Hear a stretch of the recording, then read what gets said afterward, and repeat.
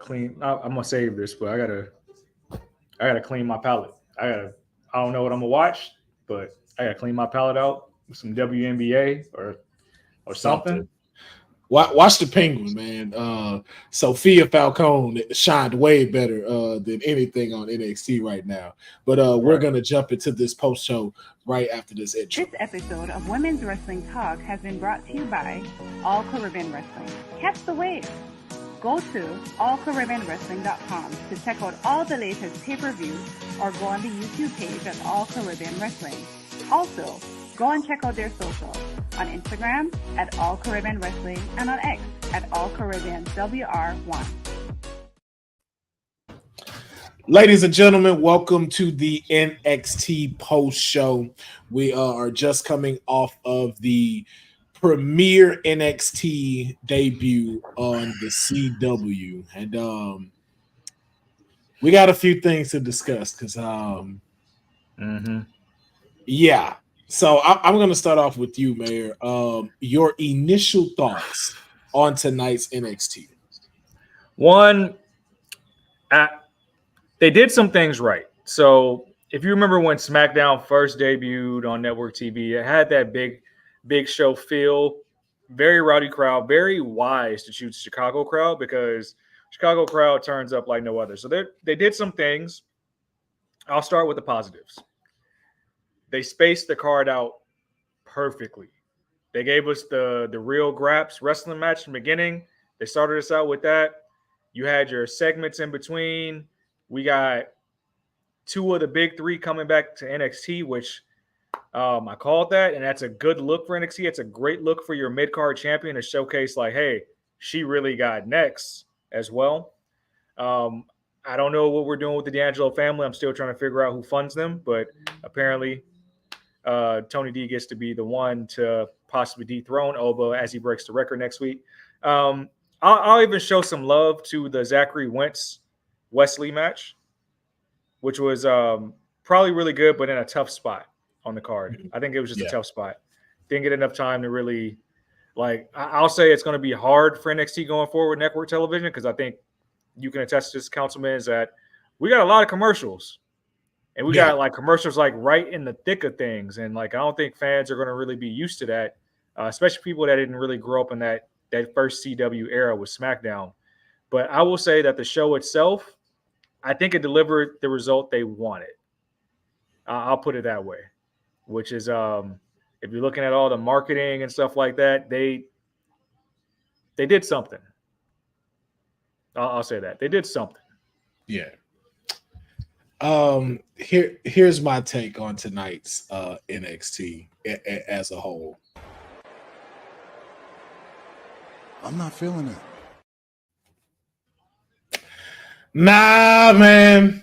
It was solid. I will say that. It was solid. But for a premiere, I was expecting more. Now, we started off good. We started off well. And then just as whatever you're feeling about the end, and we'll start off with where it was. Of course, we had Shawn Michaels come out, as well as Triple H made his presence here in NXT to kick off the NXT premiere on CW. And we also got a look at some of the at the new titles, the NXT Championship and the NXT Women's Championship. We'll talk about that in just a second as well. But we had them coming to kick off with it. And then we led into our first match, which was the NXT Women's Championship. Roxanne Perez defended her title against Julia.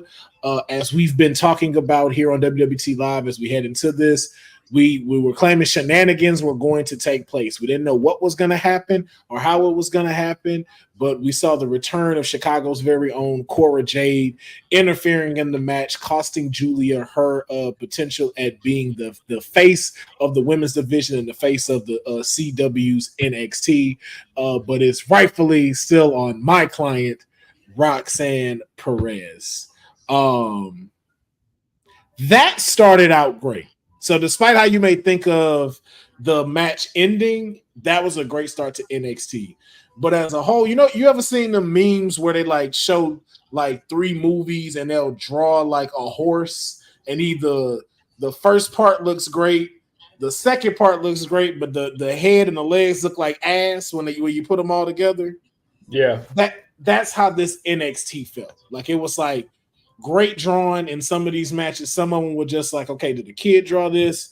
And then the ending was just like, I don't know how to draw faces, so I'm gonna just do this, and we gonna call it a night. But I did expect a lot more from this NXT premiere, and I don't think I got it. Yeah. I think that's probably, I share the same sentiment. The fact that we talked up such a big game about the surprises and how different it was going to feel and look and how they're going to pull out all the big guns. And granted, we did pull out some big guns here, but I think a lot of this first show here in Chicago was built around Roxanne and Julia, which I felt like we got what we thought we would get. But then also we're really building around, or we have been building around the chase with Trick and Ethan. And no lie, I feel the same way I felt when I left Battleground, where it was like, that was the ending. Yeah. No, like, like, and I guess, and we can just start from I mean, that's fresh in my mind, so we can just start from there and go back. We started the main event, yeah. You remember when NXT is good for moments, like moments that really carry you around, like when Keith Lee became double champ, and you got the confetti falling and all that. When Rhea finally dethroned Shayna, became champ, and the locker room cleared. This wasn't that. Nope. And I feel like for the investment we put in Trick Williams this whole damn summer with slogans and, if you want to call it, memes, the music video, stuff like that, I felt like we should have got that. Because, yes, he was a champion once already, but we have coordinated this man as the face of this brand for better or worse. And I feel like we missed the mark with like how big that moment was going to be. And I don't know, maybe it's just a him and Ethan Page thing don't work. And I'd like to get your thoughts. Is it just the trick shot? Do we got to get rid of the trick shot? Because it just felt flat. No, it doesn't. You know where it falls flat is, and as much as I'll be talking shit about this man, this is something he do need to go watch. Trick doesn't know how to tell a story wrestling, and he should watch Bret Hart in the ring, because watching this match, and I will compare it to Julia's. We didn't see a tie-up where it's like, yo, one goes over the other, then they stop and kind of look at this thing like, you didn't. There was none of that. It was no story being told with them in this ring. Somebody getting the upper hand, someone doing this. Like, this match was not worth CM Punk being the special guest referee. This did not deliver for him to be there. And hey, that's saying a lot of how I feel about CM Punk. But this was a waste of his time being the special referee. It literally was. We came to see him be a ref. And it didn't even build enough to where if Drew had came out, this would have been like, yo, we would have been talking about this all week. This was like, and again, to your point, I don't know if it's just because it's those two together, but I didn't see no story being told. I didn't see no kind of real animosity. Like everything you built up to, how y'all were talking, how y'all almost fought in the ring when CM Punk was out there. I saw none of that fuel or fire in this match. It was clear like, hey, he's going to get the belt. We're probably going to move you up to SmackDown. Let's just go ahead and close this thing out because it's almost 7. Even his ending of like you running into CM Punk, CM Punk could have moved like very easily. And so it's just like this, and I'm holding like, why? And then it's like I hit my leg on the rope, maybe get a little Charlie horse and trick shot, and that was it. See, and this is what bothers me. Like, he did so good with Pete Dunne. And I don't know if it was Pete Dunne bringing that out of him. The Iron Survivor, that like in and out quick flurry of adrenaline, amazing. But it only works in certain avenues and spots. Maybe it's just gimmick matches, but like for that to be your big moment, and like maybe the locker room should have cleared to make it feel more meaningful. It just felt like it felt like you stuck to your guns. Like you told me what you were going to feed me, and you did that. Like it felt like it stuck to Act 1. Like, I didn't get an act 2. I didn't get a conclusion. Like, that should have been the first. Like, he should have done trick shot at least 4 times in this match. Ego should have hit Ego's edge at least 4 times in this match. So it feels like you're really toppling the big boss, you know? Like, I'm giving you everything I got to will the title from you. It just felt like, oh yeah, we're gonna hit this one time and that's it. Like, what? And no kick out, no suspense. Right. No, nothing. And then too, like, you Punk puts the GTS on him, makes him go to sleep, and I'm like, this should have been in the match, and then Drew came out and Claymore'd you. And now everybody's out. And then Trick can't even get up yet. Then we get back into the match, and it's like, okay, what's gonna happen next? Who's gonna really win this? And it was just like, this felt like Sunday Night Heat match.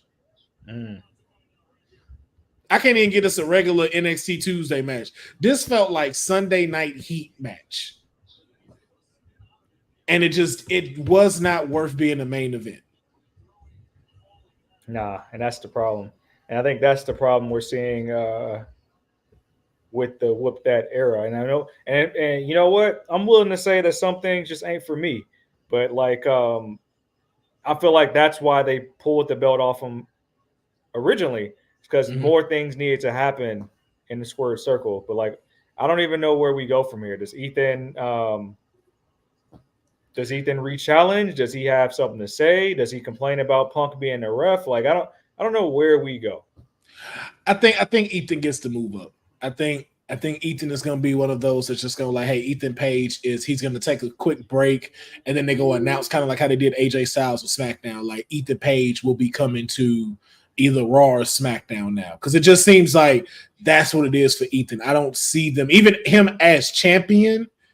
And this is no knock to him, but it kind of felt like it was like, let's get a belt on you so we can show TKO like, hey, this is why we invested in this guy. This is why we believe in signing him for what we signed him for. So let's throw the championship on him while we get everything else situated. Let him get that pop, and then bam, there you go. Now we can move him up to the main roster and then give this back to Trick. It's just, I'm very disappointed. Very disappointed. Yeah, that was that was the main event, and I'm pretty sure I can't wait to get the thoughts of like the rest of our cast tomorrow to see what they think, because I mean, I'll be very surprised to hear anybody say that they loved like that match. Yeah. I would be very surprised too if they were to say, yo, I'm happy. Like, I'm sure people will be happy that Trick is champion, but that's going to be a hard thing to sell Trick on if it's you can't deliver in the ring. Because, like, you are now kind of becoming John Cena. And the last thing you want to become is 5-move Trick. And that's going to be a problem. Like, the personality is there.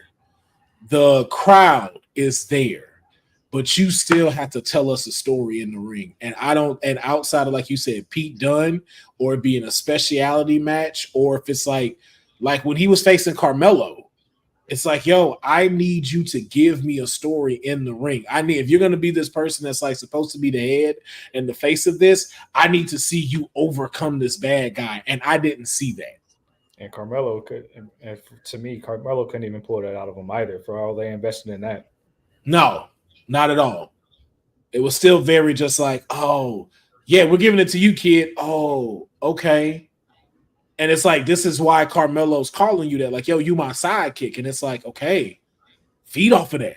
Show these people why you not a sidekick. And it's like, you're not showing me that yet. You still look like Carmelo's little brother right now. Even winning this championship. Imagine Carmelo come back and take that shit off of him. 2-time NXT champion. If we can go down the short list of 2-time NXT World Champions, he is now a part of that, and that is very, very telling. And he's the 8th one now, from what they were just saying. He's now the 8th 2-time NXT champion. Yeah. Yeah, and that's quite a list. You're in there with Finn Balor, Samoa Joe, Shinsuke Nakamura, Even on the women's side, Shayna Baszler, Charlotte Flair, Undisputed, like Adam Cole. And all of these people I just named, you have a memory you instantly go to on NXT. I don't have that yet for Trick. Besides, whoop that Trick. That's it. Yeah. It ain't blue magic. It ain't blue magic. Yeah. Yeah. It's that red magic. Like Nikki Barr said, all right, I call it red magic. They're like, call it blue dog shit, whatever you do. Just don't let me catch you selling it again. Yeah, exactly. And I guess, I mean, I know I stepped out during Miz TV. Was there anything that we should let them know about that segment other than that we have history on the line with Oba potentially breaking that record? Not really. I think it was definitely a grab to try to get us behind Tony. He definitely got the pop from Chicago, especially when people know he was from there. So he got the pop. But my question came up when I saw that was, okay, can you do that when you're not in Chicago? Mm-hmm. And for me, I don't feel like this put him ahead of Oba to make me feel like, okay, if y'all do decide to do this, the NXT North American Championship is in good hands. So I am now still sitting at a whole Sami Zayn Gunther type thing. It's just like, okay, somebody got to take the belt off of him, and this is who y'all choosing to have do it. If that be the case. And that's going I'll save for next week when we do a preview, but like that's going to rub me the wrong way. But I'm at the point where we've given Tony D'Angelo so many chances as a character. We got it. For me, he needs to go full Kofi Kingston. Here's what I mean by that. We got to drop the gimmick. We got to have you in the ring one time and drop the accent, drop the Italian garb. Be like, you know what? Yeah, I'm not really Italian. I'm an accountant from Kansas. I just wanted to fit in here.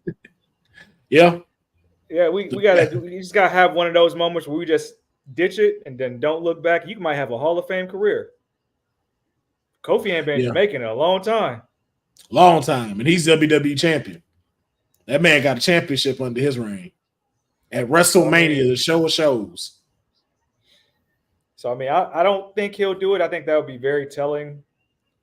And maybe they are high on D'Angelo in the back, but I mean, we've seen what Oba does in the ring. We've seen how many bangers he's put on, how many PLEs. Like, he got the people on their feet. Mm-hmm. He's a star. And as soon as he gets in that world title picture, it's a wrap. It's a wrap. And he's even gotten into that very, very rare category of when you doing your talking. You know how they hit him with the what or the yeet? They now got him with the who. And it's like, and every time he talked to Tony, it just made you not want him to lose. It's like, bro, this dude is walking circles around you, Tony. Like, this is like, yo, like, and he barely said a lot of stuff. He was like, bro, I'm going to break you. And it was like, Tony, fight back, bro. And it's like, maybe that's what it is. We need to break him out of this damn gimmick. We're gonna break this Italian accent next week. That's what we're gonna do. Yep. You're gonna come back in a regular, no zoot suits. You coming back in a regular church suit the following week. He was like, I'm actually from Jersey. I'm from Jersey. I'm an accountant. We're taking all this out. Taking all this out next week. The family is done. The family is over.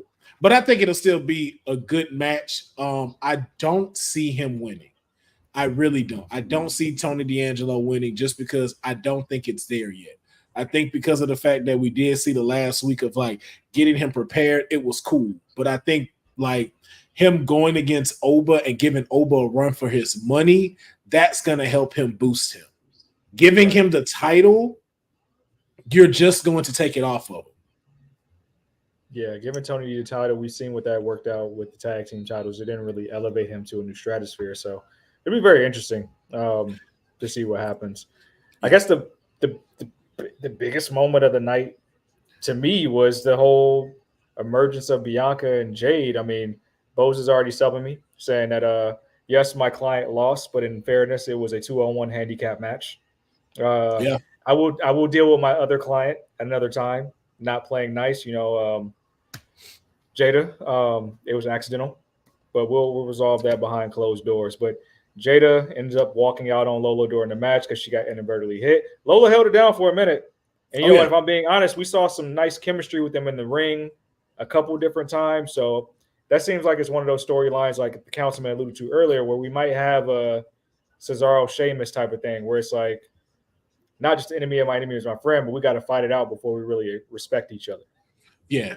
And that's something I wouldn't mind if they're going to copy this thing. Like, give me a best of 7 match with them. I could see them going and going and going, and us really seeing them go at it with one another. Like, you got the potential there. I will say for that match, I think, and I don't know if this is a testament to Jada's character or how they set it up, but I would love to see them play on Jada's hot-headedness a little bit more and how it cost her. Because even there were on some things, it was just kind of like when she was like, "Oh, so you tried to super kick me?" It's like, no, she like just turn around. You see the girl on the floor, like she just saved you. So it's like I love to see that come into play as one of her like Achilles heels to try to get over and stuff. Same thing with Lola, like you got to bring that aggressiveness back and kind of give us that like heel Lola. You don't necessarily, if you're not trying to be heel, that's fine. But I think these two can bring the best out of each other. And I just hope that's something Sean will recognize and allow them to keep going, especially because I love seeing that, women are getting way more matches in NXT as opposed to the men. But like you said, there's a reason for that too. And you hit it on the head. It's the character work. Yeah. There's a lot of character development in the women's division across the board. I don't know why that's not happening with the men's division as much. I think we get, like you say on SmackDown, I feel like we're getting recycling of the same acts in the men's division. But like those storylines are being told in the women's division. You know what? I think the problem is too, like we're in such a shift with things that it's hard for you to kind of see where you want to land with a lot of stuff. So even like, for instance, like we're now at TV 14 with CW. And I think before then, I don't know if we're at PG or anything like that, but like, for instance, let's, we go back to Miz TV with Tony D'Angelo. If you were able to give him full like leave to do what he wants to do, as far as a mafia family, like I should be seeing vignettes like from the Penguin when it comes to him.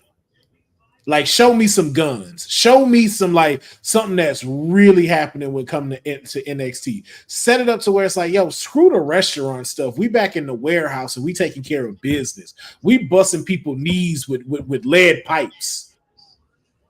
Hire my boys and we'll take care of you. Like we need that stuff to the feet. Yeah, like we need like that stuff from the Attitude Era of just like, yo, we gonna see like like having like Nathan Frazier in the trunk of the car, close that bitch, and then it cut to the scene, but you see the car driving off of a bridge, and it's like, did they just really do that to Nathan Frazier? And it's like, you got to find out next week what happened. Like Tony D ain't really been in the parking lot like that since the whole turf wars. Like that was the peak of this character, and if we can get back to that, then you'll have my viewership. But for now, I think Oba got to run through them at least just to get the record more than anything. Yeah, Oba got to run through them, and then Tony's people got to question him. So then you really start to see that boss mentality, because even Stacks and the other guy, like, you're not making them out to be great henchmen. Like, if you're supposed to be the boss of the family, I shouldn't really be dealing with you, actually. Yeah. It should be, I need to get through your goons first to get to you. And that's what they ain't been doing. It's been one of those, like, you're letting him be the forefront, and that's like the little cousins. And I'm like, well, then that's the family, like you saying, but it's like, where's the hierarchy? Where's the like, yo, I should have a little bit of reservation when it's time to face Tony D'Angelo. Not, I'm gonna face Tony D'Angelo first. All right, so now I just kicked his ass, so now what? Exactly. It don't make sense.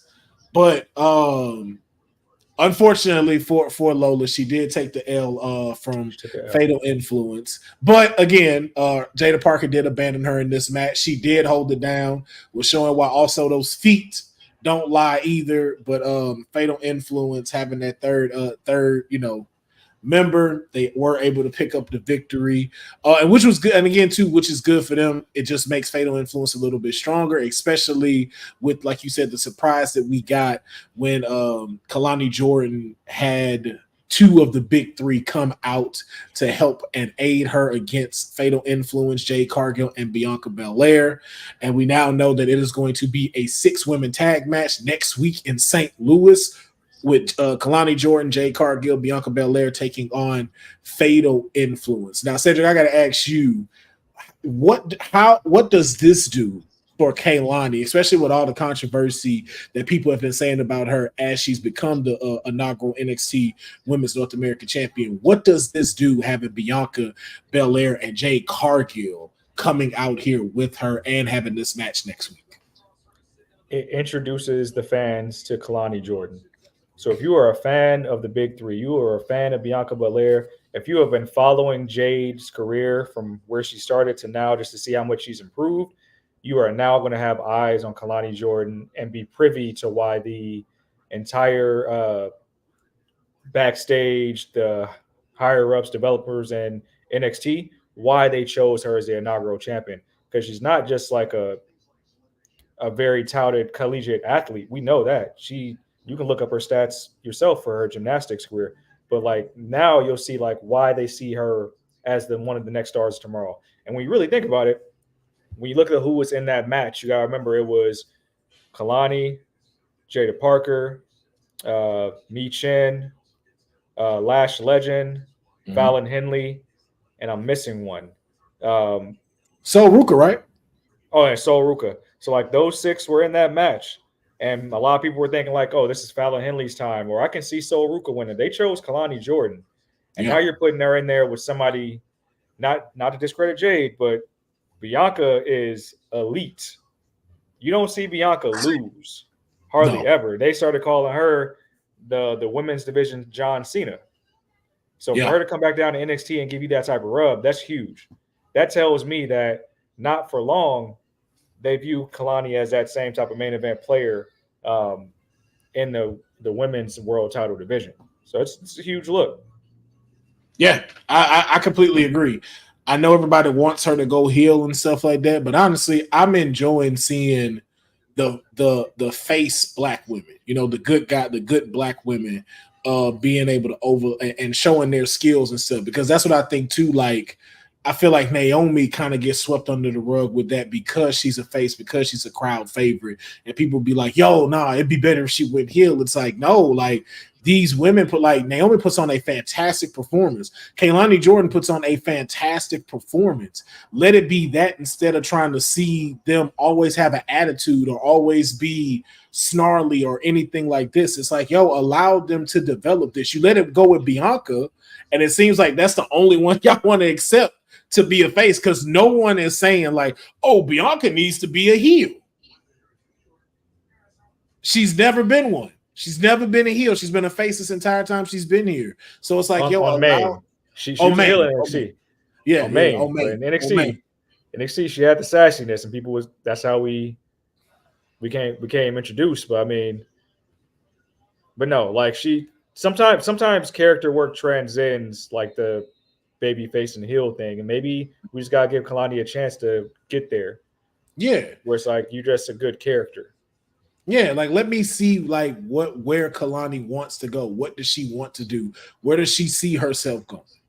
Like, let us get a chance to see that instead of like, no, I just want to see the heel act. Like, okay, I get it. Like, but for one, the fact of like y'all know what y'all want to see from her and how she should do it lets me know how stale it can get very quickly.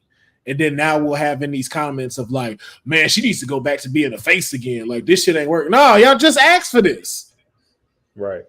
Because if I'm being honest with you, I don't dig Mello as a heel. I don't think he's a good heel. If I'm just being honest, I just think he's a dope wrestler and he should just stick with that. That Melo is him. Whether you look at that as good or bad, that's one of the ones that could transition to where he doesn't need to be a heel. He doesn't need to be a face. He's just Carmelo Hayes. Same thing with Randy Orton now. Randy Orton has transitioned from being a heel or a face because he could literally turn on Cody right now. We still going to cheer for Randy. We still going to sing his song when he come out. Yeah. 100%. Yeah. So, but I think it, like you, to your point, it's a good look. I think it's going to be a great look for Kalani. Like you said, we get introduced to her. I can't wait to see some of the spots between them. I hope it's just not quick. You know, I hope it's not a quick match between these 6 women, because I would love to see Fatal Influence show why they could potentially be the next competitors for the tag team champion, the women's tag team championship. So I just hope it's not a squash match. I don't think it will be. Yeah, I'm hoping not. And so then we get into the street fight between Wesley and Zachary Wentz. You know what? The match was in the wrong spot of the card. It deserves more love than what it will get. And I think similar to the main event, the finish had good intentions. It had very good intentions. It was supposed to be like mad violent. But we just I'm trying to say positive things here. I want to believe you, Wesley. I want to believe you as a heel, and I hope the rubber match delivers. I guess the biggest thing I found out with this match, what we saw on stream, was the fact that Zachary Wentz did not have a TNA lower third when he came to the ring. Yeah, I think that was the biggest takeaway. But yeah, something to your point, and I was being a little harsh on this match, but I figured out why I didn't get into this also. And it's something you said. The commercials messed this match up. That's what it was. The commercials for this particular match was really against them, because for this, we needed to stay within this thing. We did not need to go to commercial during the street fight. Like, we needed to keep the momentum of being in this match and seeing where it goes. For the fact that we took a break and we kept coming back into it, it was just like, yo, you kept losing us. Because then it's like, okay, so what happened? Where did this go? Oh, what did I miss? Oh, I missed him doing a belly-to-belly suplex and landing on chairs. Like, now I'm out of it. That's what it is, because all those commercial breaks that are, from my end, pretty lengthy. When you're cutting in between a street fight, we don't even get picture-in-picture. So it's like you can't even see the violence, or like how we've been talking this whole time. We don't even see the storytelling in the match of how somebody got the upper hand. Yep. So maybe it shouldn't have been a street fight, but I get that you had to do something different to get Wes and Zach tied up. Yeah, like I'll be the first one to say I'm not here for the rivalry. I think MSK could have done way better, especially with challenging teams like Fraxium. Yep. Eventually getting the titles, more merch for the Rascals. But I mean, I think the finish had good intentions. I think they didn't practice it enough for live television tonight, because I know it's supposed to be like it's supposed to be one of the meteors that just knocked your ass out, because we got chain metal around my knees. So the knee pain plus the metal supposed to knock your teeth out. Yeah. He wrapped that shit around his leg maybe one time before he gave up. He was like, "Oh no, we got to get out." So yep. And as I said on the watch along, if he'd have wrapped the chain around his knee, and just for the ones that didn't catch it, Wesley did pick up a victory by wrapping the chain around his knee, Meteor to Zachary Wentz while he's in a steel chair to pick up the victory. If it had been just one knee and he a King Shasa, Zachary Wentz with that chain on and just holding it like this and jumped, oh, that would have been fire. That would be like, okay, now that's a fire ending. But I think the same thing, like, just like the Trick Williams thing, it was like, that's it. So this was just kind of like, what?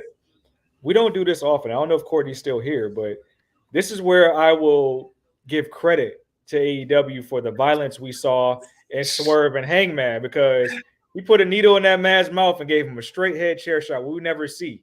And that's like, that's how the match ended. It's like, yo, I'm straight chair shot to the forehead. It's out.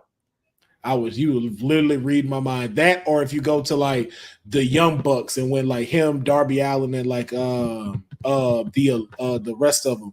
Oh damn, who is it? And when they set what's his face on fire, Like, that's a spots match. So we know it's like, okay, you're finna give us a whole bunch of spots. This ain't really finna be a full like wrestling match. It was like, y'all should have took from there. If you're gonna go there, go there. You're gonna knock him out. Knock him out. Like, Yeah. To Dylan's point, he was like, I wanted to see blood. And I was like, you right. This would have been the perfect time for a Crimson Mask, and we didn't get it. You know what it was like? It was like watching your cousins fight in a backyard with a whole bunch of shit that just be in the backyard. That's what this reminded me of. And it's just like, nah, just let them fight and get it out of their system. Backyard wrestling. Yeah, that's what this felt like. It didn't feel like it's same kind of thing. It lacked the storytelling of it, because the only time we seen it was when Zachary was like, I don't want to do this to you. I don't want to do this. That was the only emote that we got from one of these people. Exactly. And we still didn't get that from Wes. Like, man, like because we could have got the same thing. Like, don't do it. Don't do it. Man, fuck you. Bow. And just didn't. I'm like, bro, like, if you're a heel, what are we doing? What are we doing? Because to your point, we should have just kept y'all together. Because you could have been NXT champion. Him and Trey could have been the tag team champions, and y'all could have been dominating as Rascals. They could have been doing their little trios New Day thing with the merch, all the treehouse segments where they smoking in the treehouse. Like, it could have been a vibe for a very long time. They could have, and West could have still been a single star outside of that. We missed the boat on that. Could have still been a single star outside of that. Yep. Could even have, like, I know it's a stretch because I know a lot of them probably don't know these cats, but it was like, you could have got the Little Rascals to come cameo in NXT to pop up. Because they still alive. They still here. Alfalfa is still here. Buckwheat is still here. That would have been dope. And then all to see them do this, it's like so much opportunity y'all just missed. Missed opportunity just because we want to rely on the betrayal gimmicks. But I mean, we'll get a rubber match. I'm pretty sure a Halloween Havoc. I'm pretty sure it'll be a spin the wheel, make a deal with the matches. I don't know what type of match it'll be, but I'm pretty sure that'll be the blow off where one man what would you like? What would you like to see for it? And then too, like you said, how you're currently feeling about this rivalry. What would it take for you to be like, you know what? Solid ending. What stipulation would you want to see? I like specialty matches. So like if they always do their vignettes in the treehouse, even on TNA.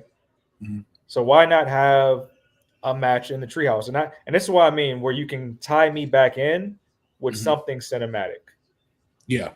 You can really tie me back in with something cinematic. I don't know how they do that based on these two characters who don't really go into those realms, but people didn't like this match because it was the blow off between Gargano and Ciampa in that warehouse in that ring. But give me something like that. Give me something like that where it's cinematic, where you can have the emotion involved, where I can actually hear them talking to each other about, hey, this was your brother and we loved you and blah, blah, blah. And then you get those moments where they're fighting. That's how you tie me back into why you had to go this route. Yeah. And then you have a definitive winner. Yeah. And then even too, like you said, to your point, if it's in the treehouse, same thing like Hangman and Swerve did. You got the childhood pictures, and you just like, pow, and then keep fighting. Yeah, like that's how you know it's like I really hate you now. Yeah, and I'm ending all of this. Yeah, I really don't like that guy anymore. Yeah, like give me something. Give me something. But we go into our what should have been, in my opinion, the main event, which was my client Roxanne Perez taking on the beautiful madness Julia. Now you saw the ending, so I just want to know, like, from everything that we've talked about from WWT, from what we've heard in the comments, from Cindil to Dylan to Boza to Eric to Special Little Nobodies to Rodnell to everyone, how are you feeling with the results of this match? One, I felt like it was bound to happen because we can't just hot shot somebody to the title after one match on NXT. Because that's, if we're being honest, that's the problem we have with Trick Williams' title reign right now. Is that it's kind of hot shotted, and now we got to deal with the repercussions of that. So it's going to give Julia more storylines. I'll say it was the right decision because there's more gravity in the chase. Having Julia be completely bloodthirsty and hell bent on revenge is probably a good look if she really about that. And I will say, from what I did watch, because I think I maybe missed like the first 5-10 minutes of NXT, so I Yeah. didn't get to see the beginning of the match, but they seem like they are perfect dance partners. And what I mean Oh, by yes. that, if I go back and look at the match with Jada and the match with Lola, there were times where in both of those matches, or even the match with Thea Hale, I think Thea Hale was probably the most closely related dance partner. But with Jada and Lola, there were times where the styles just clash. With Julia, I felt like I was seeing like real graps, like real Yes. traditional graps, like transitions and things like that, where it just meshed so perfectly. So it's not to say that Julia won't get her get back and won't get another title shot, because we saw how beautiful that match was just their first time encountering each other. So I'm looking forward to it. And if all that smoke and mirrors is true about like, hey, we see Julia in this pedestal light being a face of NXT, that's like there's no rush. We just got to the CW. Yeah. We just got here. And I think Mhm. if she's going to be like the antithesis to Roxanne's title reign right now, let's keep them apart for a little bit. Let her run through Cora Jade, some other people get in her way, and let her be the badass that we think she can be, and Mhm. just dominate over there while Roxanne's still champion. She can have her match with Vakor, Delta, and all that, and then Julia's still just waiting in the wings. Yep. And I said this before, and I'm gonna say it again. I know y'all wanted Julia to win, but y'all can say what y'all want. Y'all can feel offended, but I'm gonna say it again. You're not finna put someone at the top who can't speak English at the CW. These people are trying to get brands. These people are trying to sell this globally. You need someone who can talk. And Julia is getting very good at it, but she's just not there yet. You need someone that's going to be a huge representative as the champion, especially in the women's division. They have to be all around. They have to be able to do segments. They have to be able to do interviews. They have to be guests on podcasts at a whim in order to push this brand. So will Julia get it? To the mayor's point? Yes. It doesn't need to be so fast. And like I had said previously too, when we were talking about these predictions, you have to think of the chapters of this. And we haven't seen Roxanne as the Mad Queen yet. So now we got it because we got Cora Jade here. So now we'll see the whole like, hey, people are interfering for her to win. So you have that era now. And then if that implodes before she gets to Julia, but there's certain acts of her being this great champion that we've seen. There's acts that we have to see her fully go through, just like how we saw with Roman. This is on that type of level. Not saying like $1,000, 1,000 days or tribal chief, like, but it as far as storyline goes, that's where those are at as far as her championship reign. And even for Julia will definitely get back to, because to Cedric's point, this felt like for them being that first time in the ring, I swear you would have thought they have wrestled each other for decades.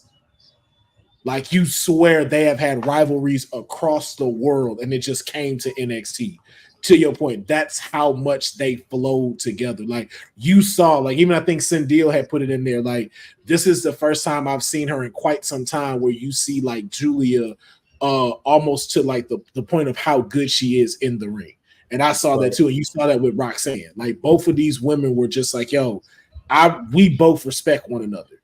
And we're definitely going to give y'all a show. And that's why I was even a little more disappointed of the shenanigans. I get why we have to do it for the story, but I was like, yo, I so wanted to see a definitive winner in that match just based off of the first 5 minutes of those two. Exactly, because we already know with Cora, it's another Trick Williams situation where Roxanne, I don't know. Cora. I don't know if that match is going to hit with Julia and Cora Jade, but I mean, that's what we're going to get. And we'll probably get it as early as we'll probably get some social media segments for the next week. And we'll probably see Julia hunting Roxanne, or not Roxanne, but Cora Jade for the next few weeks until she gets her hand on her at Halloween Havoc. Honestly, I don't even see that being that big of a stretch. I see that in 2 weeks after St. Louis. If I'm being honest, I see that as Cora Jade's returning match with her versus Julia. I don't even see that being a big rivalry. If I'm being honest, like this is no offense to Cora Jade, but it's just like, where do you fit in all of this besides the fact of you have a history with the champion? But that's not enough for us to feel like, okay, it's time for you to go get your NXT shot. Yeah, so we just got to get that. We just got to get that Cora Jade era of Jade stuff just out the way. Let's get out the way. But do you think? So I asked you this in that particular point before we get out of here. Do you think the Cora Jade era is over? Do you think she missed it? Black Ink Crew, Britt Baker. I don't know. I don't know if there was a real era to be had. I almost spit this water out. I almost spit this water out. I don't know if there's an era to be had, but it's one of those things where the character work was getting to a point, but again, the in-ring work was more so like shenanigans, street fights. She was carrying around the lead pipe or the baseball bat. So I mean, when we saw her turn on Roxy, I think that's where we felt like it could have had legs as a secondary storyline. But then it's like she got hurt and Roxanne took on that persona. Yeah. So I don't know how you can still be that persona when you already have it here in a better version of Roxanne who can actually do the same mean and nasty things in the squared circle. So I don't know. It's tough. It's tough. It would probably make more sense if she just aligned with Roxanne at this point because she can't go back to being the skateboarder girl because we got surfer girl, so Aruka. Yeah. So it's just tough. It is. I agree. I feel like she's in a tough position. Even Bose is asking this. HBK saying nobody carries the women's division like Roxy. I don't want to say like nobody can. I just think if you think about it, majority of the women that are there are PC like development. And so you're competing against, you know what it is? She's Ethan Page. This girl is already a veteran. Like she was a veteran before she got here. Like a lot of these women are just now stepping into the ring like this, just stepping into the limelight of being a WWE superstar. They're fresh out of the performance center. So in a couple of years, not even maybe in a couple of years, I'll even give them a couple of months with the way the trajectory is going. Yes, you'll have somebody to carry that a little bit better. But as right now, with it building the way it has and how they've built this stuff around Roxy and how NXT shot off because of all the people that was there, it's very hard the reset has to be done right. Just like how you did with Roman and Cody. This is why the Jordan Grace match was probably too soon because that was a legitimate threat. And now it's like you have no choice but to have somebody more dominant come back and dethrone Roxy. It can't be anybody new. You've kind of pigeonholed yourself into that where it'll have to be, my God, like it. If it's not like a Naomi or somebody, it has to be like a Charlotte Flair. I know we talked about Bayley, but it has to be a horsewoman. It has to be. And what's funny is that's who she's next in line to surpass as longest reigning NXT Women's Champion is Charlotte. So it either has to be Charlotte or it might have to be Asuka. Or if but I know it won't happen, but I'm just like, if Mandy Rose could just come back, if they would just let Mandy Rose come back, that would be. Hey, it's possible. I mean, if you follow Mandy Rose online, she's been really hammering down the fitness because she did like a competition recently. It's very possible because if they were able to forgive Zachary Wentz for all that going on with the ex-wife and stuff like that, and it seems like he's very quietly under the table re-signed with WWE. Why not? Why not? I'm saying. And that's when I don't mind dethroning Roxy. I'm just like, yo, that's it. That's perfect. But it's gonna be interesting to see how this finish, how this goes, and how this But it's going to have to be a reset. And that's the thing too. It has to be a reset so that and this is no disrespect to any of the other women that are there, but you have to bring it down here to where the rest of your division is at so they can start getting here and then bring it back up. Yeah, because once you, to your point, once you reset and let's say Roxy moves on, now you have everybody's in that same pond. Yeah. There is no big fish where you can legitimately believe like, hey, all y'all can be a champion. We can believe exactly. Right now, and again, there's no disrespect, not all of them, but right now, all of y'all fit more of Kalani's division and not Roxy's division. Mm-hmm. And that's just a very harsh truth. And that's not a bad thing either, because all of them are phenomenal in there. And that's why I say you just need a few more months, a year or so, maybe even 2 for y'all to get to become fully comfortable in y'all characters, being able to be on the road. And I think that will help with them being on the CW. They just start to decide to go on the road. I think you're going to see a lot more character development from all of these people, not even just the women, even from the men. I think you're going to really start to see a lot of them come into their own. New moves start being developed because now you're in that same upper echelon with the main roster. So you have to start adapting quick. It's not like, I don't want to still call it the training facility, but you can still kind of feel that safety net when it comes to them. They can feel that safety net. Okay, hey, this is okay to do this. It's okay with this because we'll come back to get this. It's not one of those like, hey, it's dog eat dog. Y'all need to be able to make that crowd get over so we can start putting you in stuff. Yeah. Mm-hmm. So, 100%. but it was a solid NXT. I give it I give it a 7. I give it a 7 out of 10. Okay. What about you? 6.5. 6.5. You know, like this. Your main event can't end flat like that, and you just go to the credits. Nah. Yeah.